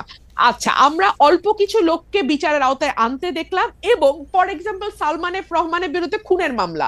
আরে যার বিরুদ্ধে আপনি শেয়ার কেলেঙ্কারি নিয়ে কিংবা ব্যাংক লোপাট নিয়ে বা এস আলমের বিরুদ্ধে ব্যাংক খাওয়া নিয়ে মামলা করতে পারেন, তাদের বিরুদ্ধে আপনি 302-তে গেলেন। মানে যার যেদিকে যাওয়ার কথা না তারটা সেদিকে গেলেন। এতে হয় কি, মামলার মেরিট কমে যায়, জনগণের বিশ্বাস কমে যায়, এবং last but not the least, মানুষ মনে করে ওরা তো এখন পাওয়ারে নাই, এখন সব ওদের বিরুদ্ধে ঢালাও মামলা হবে। আবার যখন ওরা পাওয়ারে আসবে তখন এগুলো সব ঢালাও মামলা হিসেবে বাতিল হয়ে যাবে। এবং কালচারের মধ্যে আমরা চলতেছি। এবং এখন তো ন্যারেটিভ আরো পাল্টে গেছে যে শেখ হাসিনা আসলে বিদেশে পালায় যান নাই, জানো নাই, তাকে জোর করে তাকে একটি বিমানে উঠিয়ে দেওয়া হয়েছে এবং সেখান থেকে জোর করে তাকে মানে বাইর করে দেওয়া হয়েছে, যেটা আসলে প্র্যাকটিক্যালি ইম্পসিবল। শেখ হাসিনা প্রধানমন্ত্রী থাকা অবস্থায় তিনি যদি চাইতেন তার গায়ে স্পর্শ করার আগে এসএসএফ এর অনেক জায়গাগুলি পার হয়ে অনেকগুলিটা হয়তো তিনি পালায় গেছেন, সেইটাই ঠিক। বাট নেরেটিভ এখন পাল্টানো হয়েছে। আমরা একটু মান্নাবের কাছ থেকে একটু জানতে চাইবো। আমাদের একজন দর্শক এইবার আমাকে প্রশ্ন করেছেন, এবার আমাকে এখন প্রতিষ্ঠানগুলো কি করেছে। আমি এটা জয় বলতে চাই, কোনো কিছু ধ্বংস করতে আসলে যত সহজে সম্ভব সেগুলিকে গড়ে তোলা বা সেগুলিকে শুশ্রূষা করা আসলে সম্ভব না। আপনি একজন কুস্তিগির বা একজন মুষ্টিযুদ্ধকে মেরে আধমরা বা কোমায় নিয়ে যাওয়ার পরের দিন একদিনেই তিনি আবার সুস্থ হয়ে ফাইট করতে থাকবেন, ব্যাপারটা এরকম কখনোই হয় না। প্রতিষ্ঠানগুলি এখন কি করছে সেটার ক্ষেত্রে হচ্ছে আমার জবাব। প্রতিষ্ঠানগুলি শেখ হাসিনার 15 বছরের প্রতিষ্ঠান ধ্বংসের ফলে, এটা আমার মতামত, বাংলাদেশকে 35 বছর ভুগতে হবে ধ্বংসমাত্র একটা প্রতিষ্ঠান নিয়ে। এটা এর চেয়ে একটু কম হতে পারে। মানে আপনি যদি একটু বলেন যে এই যুক্তরাজ্য জাপান এখানে যে রাজনৈতিক সমাবেশ করতেছে এটা আসলে ঠিক হচ্ছে কিনা, আবার মানে মানে মানে ডক্টর ইউনূস যে বলতেছেন আসলে বিএনপির জন্য পারতেছি না আওয়ামী লীগরে ঠিকঠাক করতে, ওইটা নিয়ে যদি এটা উনি যদি বলেন খুব মুশকিল। জানেন সম্ভবত খালেদ যে ডক্টর ইউনূস আমার ডাইরেক্ট টিচার ছিলেন। জি, চিটাগাং ইউনিভার্সিটি। ডাইরেক্ট টিচার থাকলে একটা অসুবিধা হয় না, সমালোচনা করতে কিরকম নিজের মধ্যে লাগে। কিন্তু তারপরে আমি তো বলতে বাধ্য হচ্ছি, ধরেন এখন সবচেয়ে ভালো ক্রিকেটারকে আপনি ফুটবল খেলতে দেবেন, আমি দিলে ওকে ফুটবল ভালো খেলতে পারবেন কি? ওনার আপনি প্রথম থেকে যে বক্তৃতাগুলো করেন সেগুলো যদি খেয়াল করেন, উনি বলছেন বাংলাদেশ হবে একটা ফ্যামিলি, আমরা ইনক্লুসিভ ডেমোক্রেসি করতে চাই। এই দুটো কথার কিন্তু কোনো ব্যাখ্যা দেননি, কিন্তু এটার ব্যাখ্যা একটাই দাঁড়ায় যে আপনি এদেরকে অ্যাকোমোডেট করে রাজনীতিটা করবেন। আমি এটাকে খারাপ ভালো কিছু বলছি না, কিন্তু আমি মনে করি it's a huge question from transition from fascism two democracy. কিভাবে যাবে ডেমোক্রেটিক ওয়ে? ডক্টর ইউনূস সম্ভবত মনে করতেন একটা ডেমোক্রেটিক ওয়েতে যেতে হবে। আমেরিকানরা তো সবসময় তাই মনে করে, গণতান্ত্রিক পদ্ধতিতে এইটা করা যাবে না, এগুলো সব বলে। কিন্তু বাংলাদেশটা এরকম যে এত কিছু করবার 15ই আগস্ট আপনি কিন্তু কিচ্ছু করতে দেননি, সেটাই রাইট, এবং এই পর্যন্ত তাদেরকে দিচ্ছেন না, সেটাই চলছে। কিন্তু আপনি বক্তৃতা যেগুলো করছেন এবং সেই ভিত্তিতে সেটা বুঝে, সাগর ভাই তো বলেই দিল, কই তাদের তো ব্যান করি নাই, তাদেরকে তো সমাবেশ করতে নিষেধ করি নাই, চাকরি যেতে যেতে কোনোভাবে বাঁচলো তারটা, উনি পোস্টেড আউট হয়ে গেলেন, মানে আর এক দায়িত্বে চলে গেলেন। তো এই ক্রাইসিসটা আগে বুঝতে হবে। আমরা এই গণতন্ত্রের প্রত্যাবর্তনটা করব যে সেই পদ্ধতি কি, এটা ট্রায়াল এন্ড এরর দিয়ে হতে পারে। আমি মনে করি যতদূর ডেমোক্রেটিক অ্যাটমসফিয়ার রেখে করা যায় সেটা ভালো, আমি এটা প্রেফার করবো। এটা আমার ব্যক্তিগত চয়েস। ডক্টর ইউনূস যদি এটার পক্ষে থাকে আমি তার সাথে আছি, যদি অন্য কিছু বোঝান তাহলে সেটা বলবেন। কিন্তু আমি মনে করি এইটা করতে গিয়ে আবার উনি মনে করেছেন যে গণতন্ত্রে কি আপনার জরুরি অবস্থা নাই, গণতন্ত্রে কি নিষেধাজ্ঞা নাই, গণতন্ত্রে কি 144 নাই, আছে তো। আপনি এগুলো চর্চা করেই কন্ট্রোল করতে পারতেন। আমরা যখন বলেছি সাইবার সিকিউরিটি অ্যাক্ট সব বাতিল করে দেন, সেটা আমাদের সময় ছিল, কিন্তু এখন সাইবার সিকিউরিটি অ্যাক্ট বাতিল করবার কারণে আপনি শেখ হাসিনার বক্তৃতা বন্ধ করতে পারছেন না, অন্যান্য কাজ করতে পারছেন না। এইখানে ডেফিনেটলি গভর্নমেন্টের স্ট্রং হওয়া দরকার ছিল। কেন?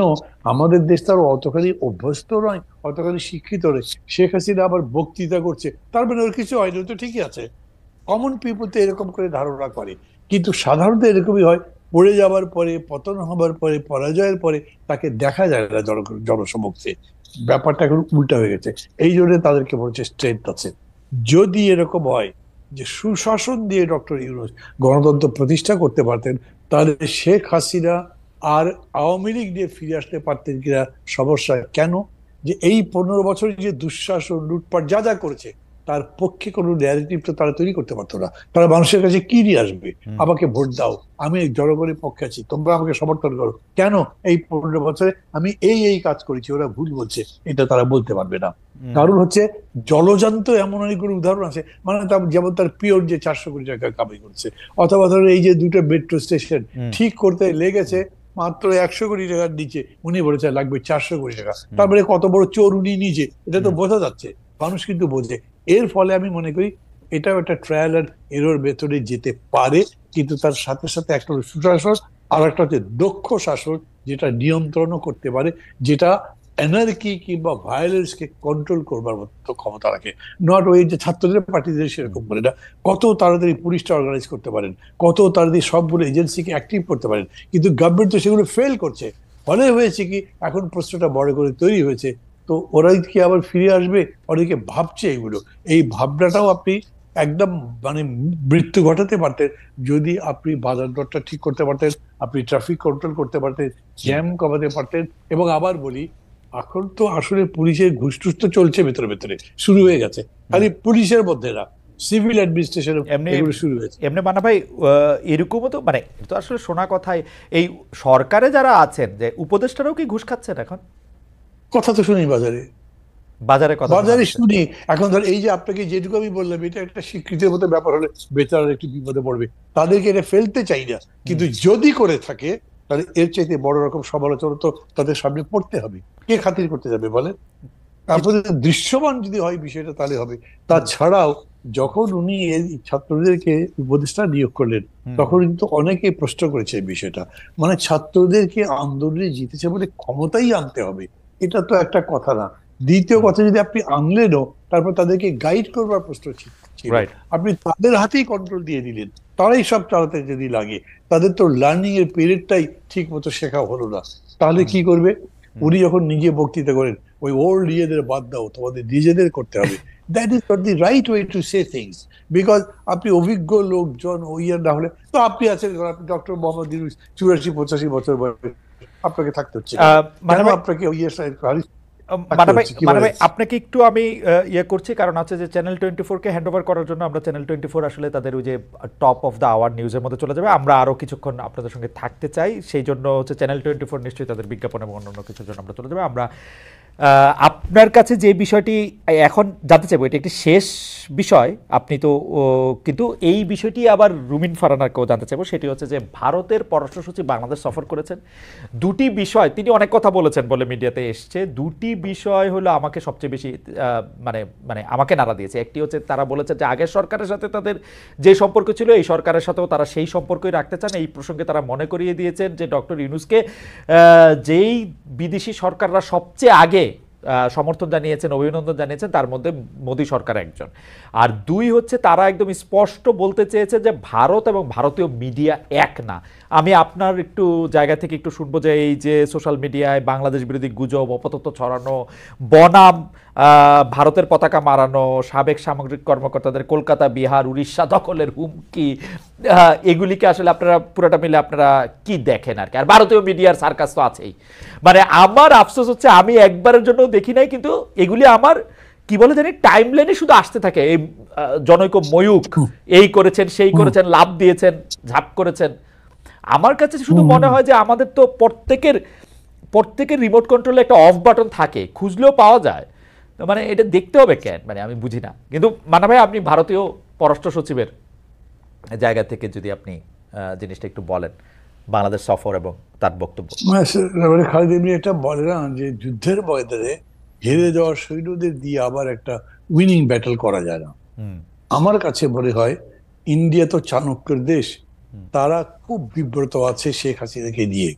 তারা তো তাকে মানে বের করে দিতে চেয়েছিল, কোথাও জায়গা দিতে পারে নাই, অতএব তাদের দেশে রাখতে পেরেছে। যখন শেখ হাসিনা বলতেন যে আমি যা দিয়েছি ওরা কোনদিন ভুলবে না, ভারত আসলে ভুলতে পারে না যে এর জন্যই আমরা এত কিছু পেয়েছি, সেইটা ভেবে তাকে ফেরত দিতে পারছে না।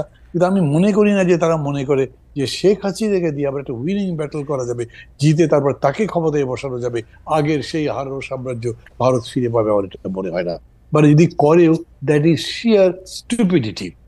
তারা একদম বুঝে করছেন কি করেনি তা আমি জানি না, কিন্তু এইটা ঠিক যে আমরা এইবার এই ঘটনার পরে মানে আগরতলা সহ যা যা হলো তার জন্য আমরা ভারতের কাছে আগের মতো জি হুজুর তো করিনি, বরঞ্চ আমরা আই বল টু আই বল কথা বলেছি, আমরা আমাদের কথা বলেছি। এবং এটা বুঝে গেছে এই 4 মাসের মধ্যে ইন্ডিয়ান সরকার যে এই গভর্নমেন্ট আগের মতো কখনোই কিন্তু হবে না। মানব ভাই আমি তো দেখি যে ভারত সরকার শেখ হাসিনাকে বন্দি করে রেখেছে, তাকে মিডিয়ার সঙ্গে কথা বলতে দিতেছে না, এবং আমি দেখি যে যখনই বাংলাদেশে কোনো কম্পিটেন্ট কোর্ট রায় দিবে ভারত সরকার ফেরত দিবে শেখ হাসিনাকে এবং জেল খাটবে। এবং আমি তো শেখ হাসিনার প্রতি ভারত সরকারের প্রেম দেখি না তো আর, মানে এটা কি দেখা যায় অ্যাবসলিউটলি প্রিজনার সে উনি এখানে। এটা তো আওয়ামী লীগের প্রোপাগান্ডা যে উনি এখানে খুব ভালো আছে, ভালো নাই উনি এখানে, ওনাকে বন্দি করে রাখা হয়েছে। আমি আপনার কথাই সত্যি মনে করি, কিন্তু এই যে হাতে যদি একটা মোবাইল থাকে সেটা দিয়ে একটা ভিডিও মেসেজ পাঠানো, এটা কোনো বিষয় না। এটা সবাই ভিডিও মেসেজও পাঠাতে পারতেছে না তো, কোথায় ভিডিও মেসেজ পাঠাইছে? সো এগুলি অডিও মেসেজ, ভিডিওটা লাগায় রাখে। সরি অডিও বলতে ভুল হয়েছে আমার, অডিও ওটা তো করতেই পারেন। আর ওইটা দিয়ে লন্ডনে প্রেস কনফারেন্স অ্যাড করছেন, বক্তৃতা করছেন, দিজ আর রটেন থিংস। এগুলো দিয়ে ইন্ডিয়ান গভর্নমেন্ট আবার শেখ হাসিনাকে বসাতে চায়, এইটা প্রকাশিত হয় কিনা এটা আবার সন্দেহ আছে। তাছাড়া ওই যে তারা বলেছে যে বর্তমান অন্তর্বর্তী সরকারের সাথে তারা আগের সরকারের মধ্যে সুসম্পর্ক স্থাপন করতে চায়, এইটা করা ছাড়া তাদের কাছে পথ কি আছে? আমরা সবসময় ভুল করেছি, আমি আগেও বলতাম যে আমাদের সরকার বোঝাতে চাই যে ইন্ডিয়ার কাছে আমাদের অনেক দায় আছে, আমাদের কাছে ওদের দায় কম না। এক চিকেন নেক তাদের পুরো ঘাড়ি ভেঙে দিতে পারে, সেটা তারা বোঝে। এবং সেইটাতে আমরা যদি পুরা এন্টাই চলে যাই তাহলে তাদের জন্য খুব সুবিধা না। সো কার্ড আমাদের কাছেও আছে। আমি কিন্তু শেখ হাসিনাকে নিয়ে, আমি জানি না ব্যারিস্টার ফারহানা কি বলবেন, আমি কিন্তু শেখ হাসিনাকে নিয়ে ইন্ডিয়ানদের অনেক বড় স্বপ্ন পরিকল্পনা আছে এটা আমার মনে হয় না, মানে ইন্ডিয়ান সরকারের, মানে ময়ূক বিশ্বাসের দিয়া ইন্ডিয়ান সরকার জানি না আমি। এইটা যদি ধরেন এরকম হতো যে তাজউদ্দিনের ফ্যামিলিকে তারা আনতে চেষ্টা করছে, that could be a real conspiracy. কারণ ওইটার মধ্যে কিন্তু হ্যাঁ এইটাতে কিন্তু পাবলিক রেসপন্ড করার সম্ভব ছিল। এবং খেয়াল করে দেখেন যে তাজউদ্দিন সাহেবের ছেলেমেয়েরা যেরকম করে বক্তৃতা করছে, এটা তো হার্ট ক্যাচিং টাইপের বক্তৃতা একটা, এবং যেরকম করে বলছে ওই জায়গা থেকে কিছু হয়েছে। আমি খোঁজ করবার চেষ্টা করেছি, যদিও ওরকম করে আমি ইনক্লুড করি না, সেটা খারাপ দেখা যায়, কিন্তু আমি দেখেছি এরকম নয় এখন পর্যন্ত। ইন্ডিয়ানদের কোনো পরিকল্পনা থাকলেও আপনার বক্তব্যের পরে মনে হয় এটা নাই হয়ে গেল মান্না ভাই, কারণ ষড়যন্ত্র আপনি এটা সামনে নিয়ে আসছেন, এটা তার মনে হয় না থাকবে। আমরা একটু ব্যারিস্টার ফারহানার কাছে জানতে চাই, ব্যারিস্টার ফারহানা এইটা মানে আপনার কাছে কি মনে হয় যে মানে ভারতে উনি আছেন, ভারত সরকারের সমর্থন নিয়ে উনি যে কোনো সময় টুপ করে এসে খুব করে ক্ষমতা নিয়ে নেবেন, আপনার এরকম মানে মানে এই বয়ানটা আপনার কাছে কিরকম লাগে? মানে এটা খুবই অস্বাভাবিক, এটা হবার কোনো সুযোগ নেই, ভারতও এটা খুব ভালোই বোঝে। কিন্তু ভারতের যে বিষয়টার সমস্যা হচ্ছে সেটা হচ্ছে যে শেখ হাসিনা একটা কথা কিন্তু বলে ফেলেছিলেন, ভারতকে আমি যা দিয়েছি সেটা তারা আজীবন মনে রাখবে। এবং সত্যি আমরা এমন কিছু নেই যেটা ভারত চেয়েছে এবং পায়নি, কিংবা এমন কিছু যেটা ভারতের জন্য কল্যাণকর কিন্তু হয়তো মুখ ফুটে ভারত চাইতে পারেনি, সেটাও শেখ হাসিনা দিয়েছে। শেখ হাসিনাকে যদি ভারত এই মুহূর্তে রিটার্ন ব্যাক করে বাংলাদেশে, কিংবা আশ্রয় না দিত, সেই 5ই অগস্টের কথা আমি বলছি, তাহলে কিন্তু ভবিষ্যতে আর কেউ শেখ হাসিনার মতন এভাবে কর্মচারীর মতো আচরণ হয়তো আর কোনো সরকার প্রধান করবে না ভবিষ্যতে। আচ্ছা এখানে খালি দুইটা প্রশ্ন। একটা প্রশ্ন হচ্ছে ভারত সরকারকে শেখ হাসিনা নিজের মুখেই বলেছেন যা দিয়েছি তারা কখনো ভুলতে পারবেন না, ইউনূস সরকার এই দেওয়ার মধ্যে কোনগুলি বন্ধ করছেন সেটা আমার একটু বললেন। আরেকটা জিনিস হচ্ছে যে মানে এই যে আপনি বলেছেন যে কর্মচারীর মতো আচরণ, কিন্তু এইটাও আসলে আর ভবিষ্যতে যে হবে না, এটা বন্ধ করার জন্য কি করা উচিত সেটা একটু যদি একটু বলেন দুই কথায়। আচ্ছা, আমি ইউনূস সরকারের ভিতরের কেউ না, আমি জানি না ইউনূস সরকার কি করেছে, তবে অ্যাপারেন্টলি একজন নাগরিক এবং একজন পর্যবেক্ষক হিসেবে আমি যেটা দেখি যে আগে আমরা ভারতের চোখে চোখ রেখে 15 বছর সরকারকে কখনো কথা বলতে দেখিনি। আমরা দেখেছি বর্ডারে মানুষ মারা গেছে, আমাদের খাদ্যমন্ত্রী কিংবা আমাদের কৃষিমন্ত্রী বা কিংবা আমাদের আওয়ামী লীগের কোনো মন্ত্রী বলছে এটা আমাদের দোষ, কারণ আমাদের লোকেরা গরু চোরাচালানের সঙ্গে যুক্ত, সো এই জন্য তারা গুলি খেয়ে মরে, এটা ঠিকই আছে, এটা ভারতের কোনো সমস্যা না। আমরা দেখেছি তিস্তা নদীর পানি ভারত বলছে যে এটা মমতার আপত্তির কারণে দিতে পারছে না, যদিও ভারতের কনস্টিটিউশন ধরে আমি আপনার শোতেই দেখিয়েছিলাম যে কেন্দ্রীয় সরকার চাইলে আরেকটা মানে দেশের সঙ্গে যে কোনো চুক্তি যে কোনো ট্রিটি তারা করতে পারে, রাজ্যের অনুমোদন লাগে না। কিন্তু আমরা দেখেছি আমাদের সরকার আবার গলা বাড়িয়ে বলছে আসলে সত্যিই তো ভারতের কি করবে, মমতাই তো দিচ্ছে না, পশ্চিমবঙ্গের জন্য ভারত পারছে না, উল্টো আমরা দেখছি ফেনী নদীর পানি তারা দিয়ে এসছে। মানে এগুলো কিছু এক্সাম্পল দিলাম, এই জায়গাগুলোতে আমার মনে হয়েছে অ্যাটলিস্ট সরকার চোখে চোখ রেখে কথা বলছে। এবং দেখুন, প্রণয় ভার্মাকে ডেকে আনা, তলব করা, সাদা বাংলায় তলব করা, এটা কিন্তু আমরা এত বছর এভাবে তলব করার কালচার দেখি নাই। এটাতে যে খুব মহাভারত উল্টে যাবে কিংবা বিরাট কোনো বিপ্লব হয়ে গেল, নো, কিন্তু আমার তো একটা সত্তা আছে, স্বাধীন সত্তা, সেই সত্তাটা এবং বাংলাদেশের নাগরিক হিসেবে, একটা সার্বভৌম দেশের নাগরিক হিসেবে তো আমার কিছু চাওয়া, কিছু সম্মান আছে, তাই না? সেই জায়গাটাতে আমি উজ্জীবিত হই, সেই জায়গাটাতে আমি একটা স্পিরিট খুঁজে পাই, এইটুকুই। আর দ্বিতীয় যে প্রশ্নটা আপনি করেছেন যে একই রকম সরকার বা নতজানু সরকার ভবিষ্যতে আর আসবে কিনা, এখানেই না জনগণের নাগরিক হয়ে ওঠার প্রশ্নটা সম্পর্কিত, যেটা আমি আপনাকে কিছুক্ষণ আগে পার্লামেন্টের উদাহরণ দিয়ে বুঝাচ্ছিলাম। এদেশের মানুষ যেমন মনে করে এমপির কাজ কালভার্ট আর ব্রিজ বানানো আর 20% সেখান থেকে পকেটে ঢুকানো, একইভাবে মানুষ মনে করে তারা এই দেশের নাগরিক না, মানুষ মনে করে যে তারা এই দেশে আছে প্রজার মতন, এই জন্য তারা ট্যাক্স দিতে চায় না। খেয়াল করবেন এই দেশে কিন্তু কর জিডিপির অনুপাত সবচেয়ে নিচে, কারণ সে মনে করে ট্যাক্স দিয়ে আমার লাভ, ওই টাকাটাই গচ্ছা, আমি তো কোনো সেবা পাবো না, আমাকে সেবা পাইতে হলে ওই লোকাল চেয়ারম্যানের পা ধরতে হবে, সামাজিক সুরক্ষায় যাইতে হলে আমাদের ওই এমপি সাহেবের পিএস এর পা ধরতে হবে। এই কারণে কি হয়, আমরা সিস্টেমকে ভোট দেই। আমাকে একটু সময় দেন খালেদ ভাই, আমরা না সময় নাই, তাহলে আপনি 30 সেকেন্ডে শেষ করেন, আর সময় নাই আমাদের, আমরা পার হয়ে গেছি। হ্যাঁ জি, আমরা সিস্টেমকে ভোট দেই। হ্যাঁ, যে কারণে মান্না ভাই বলছিল যে উনি একা দাঁড়িয়েছেন, ওনার দলটা দাঁড়াতে পারছে না, কারণ মানুষ মনে করে এই দল তো ক্ষমতায় আসবে না, মানে এই দল তো পার্ট অফ দ্য সিস্টেম হবে না। পার্ট অফ দ্য সিস্টেম যদি না হয়, তাহলে তার ঘরের টিনের চালের জায়গায় একটা ভালো পাকা চাল আসবে না, তার ওএমএস এর কার্ডটা হবে না, তার বয়স্ক ভাতার কার্ডটা সে পাবে না। এই সব কারণে না মানুষ আসলে একটা এক্সিস্টিং সিস্টেমের সাথে নিজেকে কোনোভাবে অ্যাকোমোডেট করতে থাকে। এই কারণে আমি 70, 50 বা 15 বছরের কথা বলছি।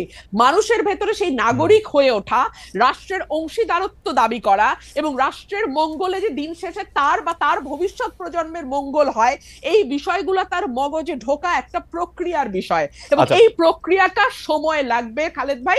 এইটা আসলে খুবই মানে সারফেস লেভেলে আছে। বেরসা ফারহানা, আপনাকে ধন্যবাদ। আমি জাস্ট আর 30 সেকেন্ড নিব মান্না ভাই।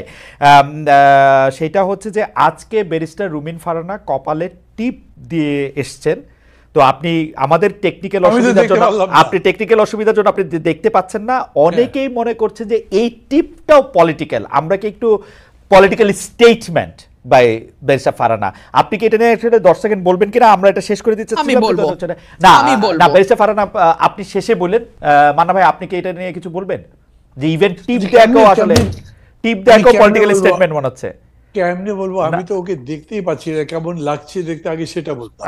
তারপরে ওকে কি হিন্দু লাগে নাকি এখন মুসলমানই লাগে, ওকে কি সেকুলার লাগে না কি লাগে, কিছুই না দেখে বলবো। কারণ কিন্তু আমি মনে করি টিপ পড়ার মধ্যে হিন্দু মুসলমানের কোনো বিষয় নেই। ওকে, বেশা ফারহানা, আপনি যদি দুইটা বাক্য বলেন যে এটা একটা পলিটিক্যাল স্টেটমেন্ট কিনা। আমি যেই পরিবারে বেড়ে উঠেছি, যেই পরিবেশে বেড়ে উঠেছি, সেখানে 5 ওয়াক্ত নামাজও যেমন চলে, সেখানে রবীন্দ্রসঙ্গীতও হয়, গানও হয়, কবিতাও আবৃত্তি হয়, এবং আমি সবসময় টিপ পড়ি। হয়তো টিপের সাইজটা ছোট ছিল, হ্যাঁ এখন আমি বড় টিপ লাগিয়েছি। এটা যদি আপনি মনে করেন পলিটিক্যাল কোনো বিষয় ভাবতে পারেন, তবে হ্যাঁ একটা মেসেজ তো আমি দিতেই চাই যে নতুন বাংলাদেশে কারো লেবাস দেখে, কারো পোশাক দেখে আরেকজনের প্রশ্ন তুলবার কোনো অধিকার থাকবে আমি বিশ্বাস করি না। ব্যারিস্টার ফারহানা, যতক্ষণ আপনাকে পর্যন্ত আমি আপনার ক্ষতির কারণ না হচ্ছি ততক্ষণ পর্যন্ত আমি কি সাজলাম, আপনার ভালো না লাগলে আপনি চ্যানেল চেঞ্জ করবেন, কিন্তু সেটা নিয়ে সমালোচনা করা এবং সেটার কনক্লুশনে পৌঁছে যাওয়া এটা খুবই হাস্যকর। ব্যারিস্টার রুমিন ফারহানা, আপনাকে অনেক ধন্যবাদ, অনেক ধন্যবাদ জনাব মাহমুদুর রহমান মান্না।